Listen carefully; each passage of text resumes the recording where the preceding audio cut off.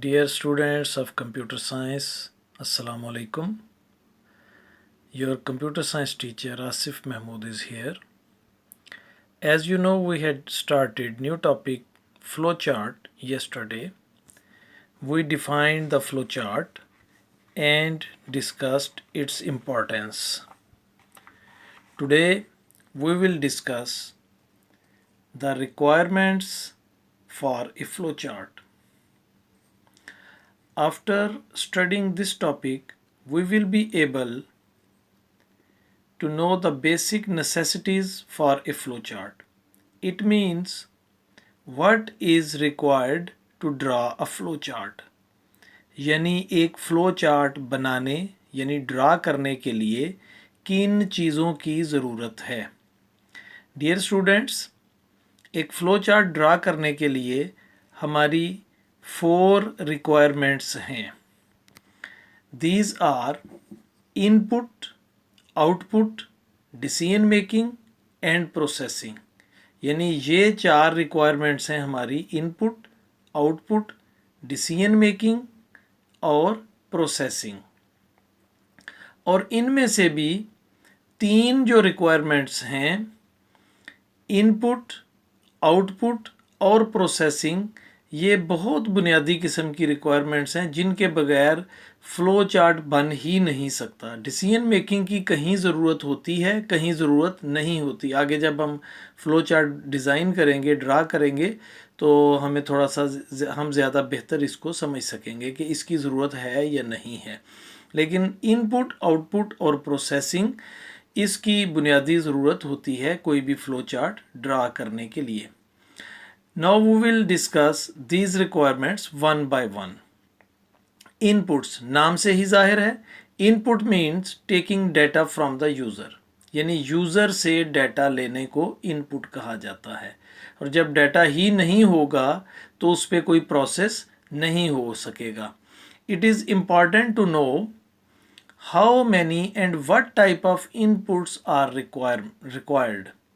यानी ये मालूम होना चाहिए कि इनपुट कौन सी, कितनी और किस किस्म की इनपुट्स जो है उसकी ज़रूरत है किसी प्रॉब्लम को सॉल्व करने के लिए. Next is processing. A flow chart also contains processing steps. Flow chart में प्रोसेसिंग स्टेप्स होते हैं. The processing steps are used for performing calculations and storing the results of these calculations. ये ख़ास point है जिसको समझें कि इन स्टेप्स में क्या होता है. कैलकुलेशन परफॉर्म की जाती है. अब कैलकुलेशन क्या होती है? जमा करना किसी चीज़ को, प्लस ऐड करना, एडिशन, सब्ट्रैक्शन, मल्टीप्लिकेशन, डिवीजन, ये सब क्या है? कैलकुलेशंस हैं. और ये कैलकुलेशन करना जो है ये प्रोसेसिंग है. और जो कैलकुलेशन के नतीजे में रिजल्ट्स आते हैं, जो नताइज आते हैं, उनको स्टोर करना भी प्रोसेसिंग का हिस्सा है. यानी कैलकुलेशन परफॉर्म करना और रिजल्ट्स को स्टोर करना, कैलकुलेशंस के रिजल्ट को स्टोर करना, ये दोनों चीज़ें प्रोसेसिंग में आती हैं. दीज में इंक्लूड इंक्रीजिंग और डिक्रीजिंग अ वैल्यू, यानी किसी वैल्यू का बढ़ाना या कम करना इसमें आ सकता है. और adding, multiplying, dividing two values etcetera. यानी ये जैसे मैंने आपको बताया मैथमेटिकल कैलकुलेशन है, एडिशन, मल्टीप्लिकेशन, डिवीजन और सब्ट्रैक्शन, ये सब प्रोसेसिंग में आता है. इस डायग्राम के ज़रिए बताया गया है.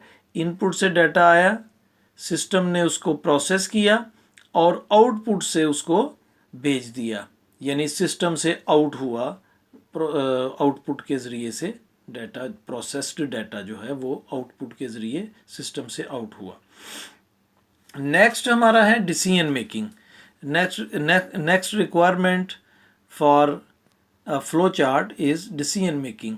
To determine whether a statement is true और फॉल्स.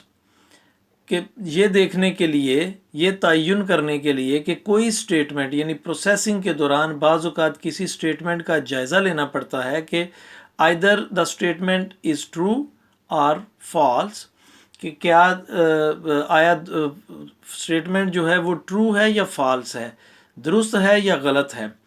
तो इसको हम कहते हैं डिसीजन मेकिंग. तो डिसीजन लेना होता है कि ये ट्रू है या फॉल्स है। अगर ट्रू होगा तो प्रोसेसिंग इस तरह से होगी, अगर फॉल्स होगा तो प्रोसेसिंग इस तरह से होगी। तो इसलिए ये डिसीजन मेकिंग भी प्रोसेसिंग के साथ शामिल की जाती है एक रिक्वायरमेंट के तौर पे फ्लो चार्ट की। And taking appropriate steps accordingly, और जब ये हम तयन कर लें, ये फैसला कर लें कि स्टेटमेंट ट्रू है या फॉल्स है, तो उसके मुताबिक फिर हमने स्टेप लेना होता है। And this is called decision making. तो ये फैसला करना स्टेटमेंट ट्रू है या फॉल्स, ट्रू है तो फिर कौन सा स्टेप लेना है, फॉल्स है तो कौन सा स्टेप लेना है, that is called decision making. और आउटपुट्स नाम से ही जाहिर है कि रिजल्ट को शो किया जाता है। इसमें outputs are used to display information and usually this information exhibits the processed results. यानी इनपुट के ज़रिए रॉ डाटा सिस्टम को दिया जाता है, सिस्टम उस पर प्रोसेस करता है और उस डाटा को एक इंफॉर्मेशन में कन्वर्ट करता है, यानी processed data is called information. तो इंफॉर्मेशन जो है जब यूज़र के पास आती है या रिक्वायर्ड प्लेस पे भेजी जाती है तो दैट इज़ कॉल्ड आउटपुट। तो ये हमारे फ्लो चार्ट की रिक्वायरमेंट्स हैं।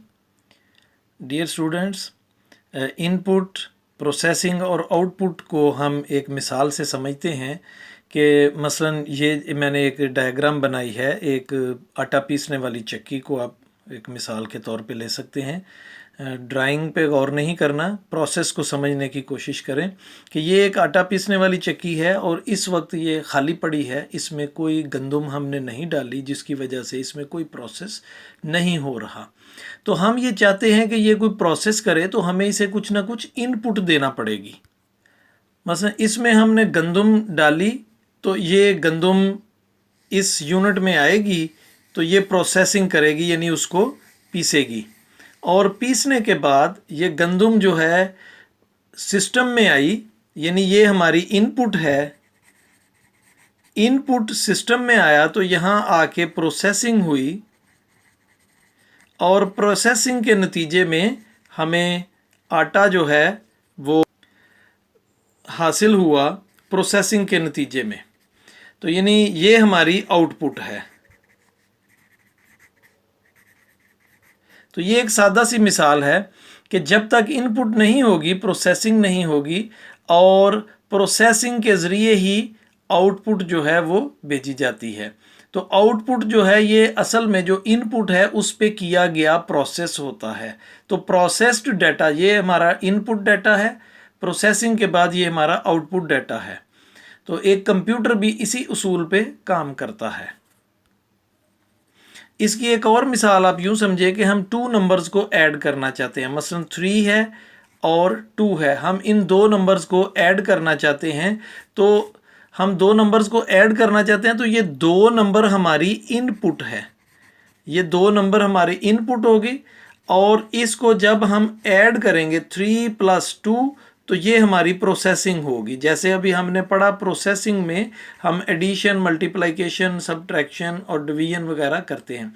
तो नंबर हमारी इनपुट है, उनको ऐड करना मैथमेटिकल ऑपरेशन ये जो कर रहे हैं हम, ये प्रोसेसिंग है, और इसका जो आंसर आया 5 ये हमारी आउटपुट है। तो उम्मीद है कि ये इनपुट, प्रोसेसिंग और आउटपुट इसके कॉन्सेप्ट आपके क्लियर हुए होंगे।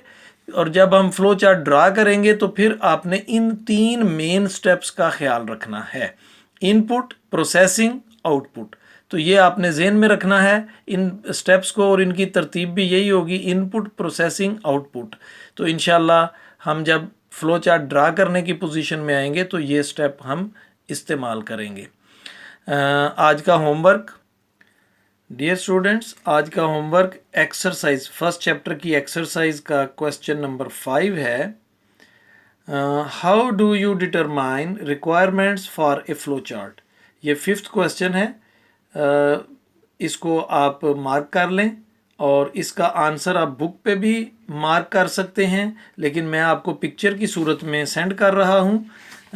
ये जो कुछ हमने आज पढ़ा है ये सारे का सारा इसका आंसर है, और ये लॉन्ग आंसर के तौर पे होगा। ये सारे का सारा टॉपिक जो है ये लॉन्ग आंसर के तौर पे है।